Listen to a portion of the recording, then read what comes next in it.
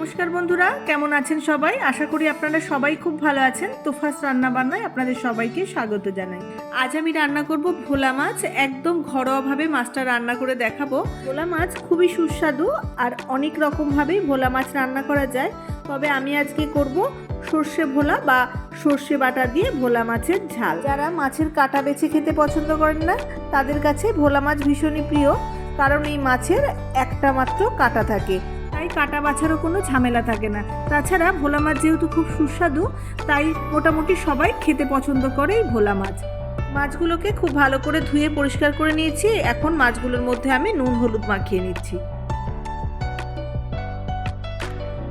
মাছগুলোর মধ্যে খুব ভালো করে নুন হলুদ মাখিয়ে নিয়ে 10 থেকে 15 মিনিট মতো এভাবেই মাছগুলোকে রেখে দেবো। আর এই সময় আমি মশলা বেটে রেডি করে নেব।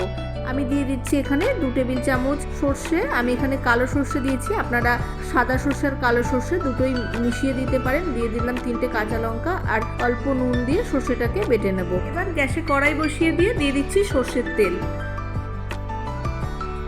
তেল খুব ভালো করে গরম হয়ে গেছে। এবার আমি মাছগুলোকে দিয়ে ভেজে নেব।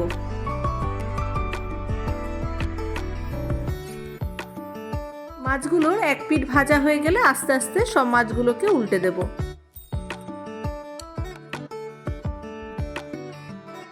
মাছের 2 পিঠই খুব ভালো করে ভাজা হয়ে গেছে। আমি মাছগুলোকে তুলে নিচ্ছি। আরও 2 পিস মাছ বাকি আছে। একই রকম ভাবে এই 2 পিস মাছকেও আমি ভেজে নেব। সব মাছগুলো ভেজে নেওয়ার পর কড়াইয়ের এই তেলের মধ্যে দিয়ে দিলাম 1/2 চা চামচ কালো জিরে, আর ফোড়নটা কয়েক সেকেন্ড একটু ভাজা হয়ে গেলে দিয়ে দিলাম একটা বড় সাইজের কুচানো টমেটো।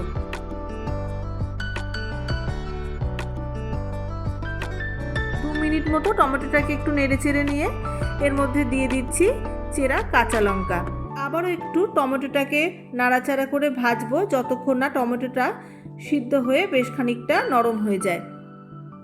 এবার টমেটোটা একটু গলে গেছে। আমি এর মধ্যে দিয়ে দিচ্ছি বেটে রাখা মশলাটা। আমি যে সর্ষেটা বেটে রেখেছিলাম, অনেক সময় সর্ষে বাটার পর তিতো হয়ে যায়। যদি কাঁচা লঙ্কা নুন দিয়ে সর্ষে বাটা যায় তাহলে কিন্তু সর্ষেটা তিতো হয় না। এবার ভালো করে টমেটোর সাথে সর্ষে বাটাটাকে নেড়েচেড়ে মিশিয়ে নিচ্ছি। এবার দিয়ে দিচ্ছি পরিমাণ মতো হলুদ গুঁড়ো, অল্প লঙ্কার গুঁড়ো, আর দিচ্ছি পরিমাণ মতো নুন। লঙ্কার গুঁড়োটা আপনারা না দিতে চাইলে নাও দিতে পারেন। আমি অল্প লঙ্কার গুঁড়ো দিয়েছি, এতে কালারটা একটু ভালো হবে। আবারও 2 মিনিট মতো মশলাটাকে একটু নেড়ে কষিয়ে নেব। এখন মশলা থেকে সুন্দর তেল ছেড়ে দিয়েছে, তার মানে মশলাটা কষানো হয়ে গেছে। এবার আমি এর মধ্যে জল দিয়ে দিচ্ছি। জল খুব বেশি দেব না, যেহেতু আমি এটা মাছের ঝাল করছি, গা মাখা মাখা ঝোল থাকবে, তাই জলটা অল্পই দিয়ে দিলাম।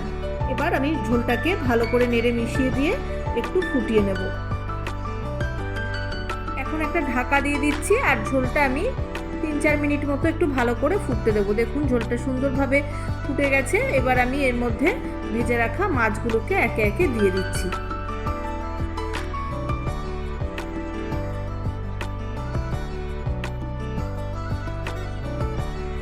এবার আস্তে আস্তে মাছটাকে একটু নেড়ে ঝোলের সাথে ভালো করে মিশিয়ে দিচ্ছি।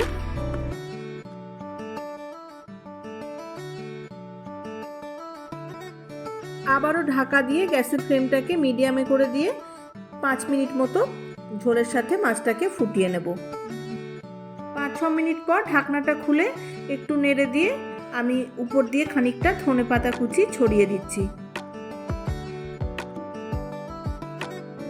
আবারও 2-3 মিনিট মতো ঢাকা দিয়ে রেখে দেব। 2-3 মিনিট পর ঢাকাটা খুলে উপর দিয়ে ছড়িয়ে দিচ্ছি অল্প কাঁচা সর্ষের তেল। সর্ষে বাটার যে কোনো রান্নায় যদি শেষে অল্প করে একটু কাঁচা সর্ষের তেল ছড়িয়ে দেওয়া যায়, তাহলে রান্নাতে সর্ষে বাটার সাথে তেলের সুন্দর একটা ঝাঁঝ পাওয়া যায় আর খেতেও ভীষণ ভালো লাগে। সর্ষের তেল ছড়িয়ে দেওয়ার পর সাথে সাথে ঢাকা দিয়ে আর বেশিক্ষণ রান্না করব না, 2-1 মিনিট মতো লো ফ্লেমে রেখে আমি গ্যাস অফ করে দিয়েছি। আর স্ট্যান্ডিং টাইমে 4-5 মিনিট মতো রেখে দিয়েছিলাম। আমার ভোলা মাছের ঝাল পুরো রেডি হয়ে গেছে। এবার আমি এটাকে সার্ভ করে দিচ্ছি। খুব সহজ একটা রেসিপি আপনাদের সঙ্গে শেয়ার করে নিলাম, আর খেতে অসাধারণ লাগে। গরম ভাতের সাথে একবার এভাবে বানিয়ে খেয়ে দেখবেন।